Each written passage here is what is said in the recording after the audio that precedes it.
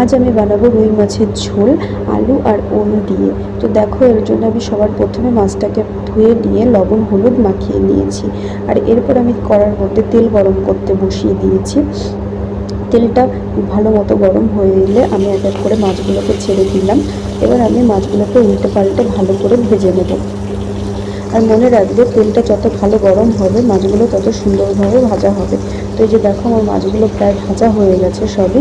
এবার আমি মাছ ভাজা তেলের মধ্যেই একটু জিরে ফোড়ন দিয়ে দিলাম। আর এরপর আমি কেটে রাখা আলু আর ওলটাকে এর মধ্যে দিয়ে দিলাম। কিছুক্ষণের জন্য আমি ভাজা হতে দেবো, আর ততক্ষণে আমি একটি মশলা রেডি করে নিই। তো এর মধ্যে আছে লবণ, হলুদ, জিরে বাটা, আদা বাটা আর লঙ্কা বাটা।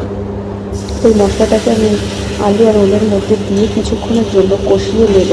তো কষানো হয়ে এলে আমি এর মধ্যে পরিমাণ মতো জল অ্যাড করে দেবো। তো যে যেরকম ঝোল খাবে সেই পরিমাণেই জলটা দেবে। তো আমি জলটা দিয়ে এর মধ্যে কিছুক্ষণ ঢেকে এটাকে ফুটিয়ে নেব। তো আলু আর ওলটা যতক্ষণ না সেদ্ধ হবে আমি এটাকে ফুটতে দিয়ে দেবো। তো আলু আর ওলটা সেদ্ধ হয়ে এলে আমি এর মধ্যে ভেজে রাখা মাছগুলোকে অ্যাড করে দেবো। তো এই যে দেখো, মাছগুলোকে দিয়ে দিলাম। এরপর আমি কিছুক্ষণ আবার ফুটতে দিয়ে দেবো। আর মাছের ঝোলটা আমি নামানোর আগে এর মধ্যে গুঁড়ো গরম মশলা দিয়ে দিচ্ছি।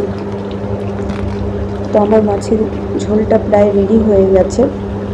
তোমাদের যদি ভিডিওটি ভালো লাগে অবশ্যই লাইক, কমেন্ট, শেয়ার আর সাবস্ক্রাইব করে দিও।